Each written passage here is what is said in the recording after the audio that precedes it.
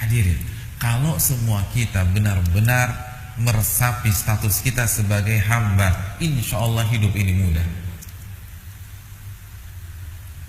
hidup ini nyaman, hidup ini tentram, dan ukhuwah Islamiyah akan terjalan. Hadirin, yang bikin kita sengsara di dunia ini kan karena kita jadi hamba dunia. Yang bikin kita stres, galau, itu kan karena di otak kita tuh dunia. Tadi sudah kita katakan, hamba itu punya sesuatu atau nggak punya sesuatu? Nggak punya sesuatu. Kalau kita bisa memahami konsep ini, itu hidupnya lempeng banget. Saya ingin tanya, apabila di sebuah rumah ada pencurian mobil S-Class hilang, mobil S-Class hilang, kira-kira yang sedih siapa? Pembantunya atau majikannya? Hah? Majikannya atau pembantunya? Hah? Ada yang pembantunya? Nggak mungkin. Majikannya. Kenapa pembantunya nggak sedih?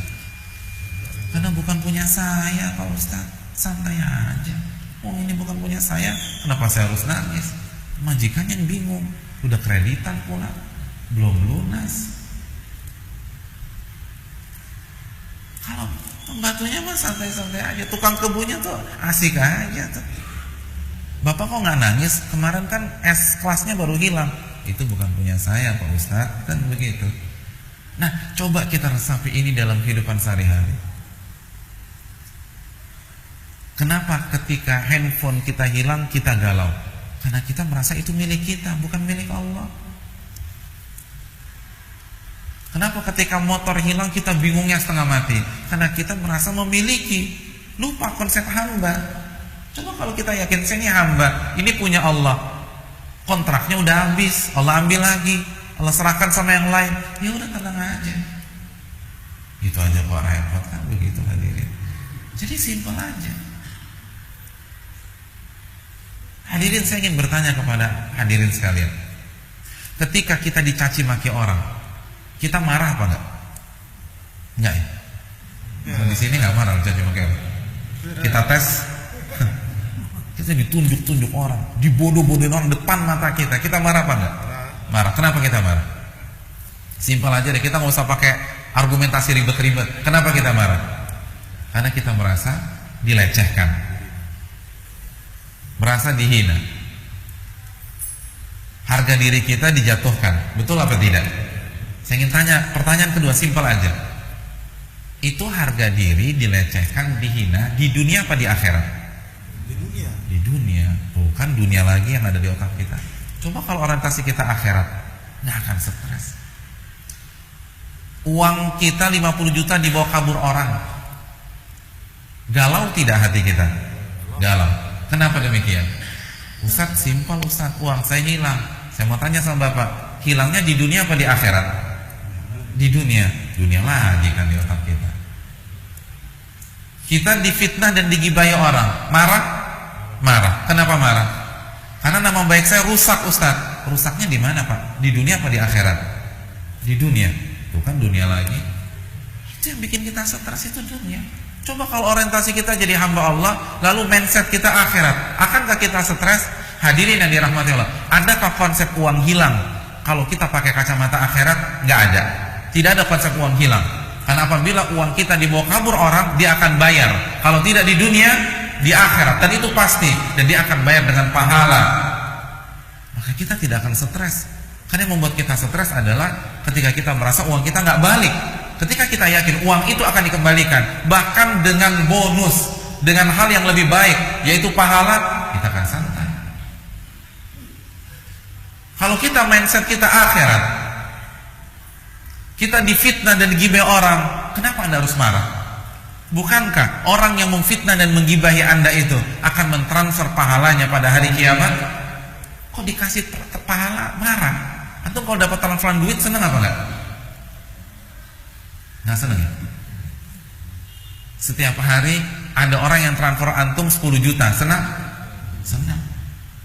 Nah sekarang kenapa ketika ada orang setiap hari kasih transfer pahala kita marah?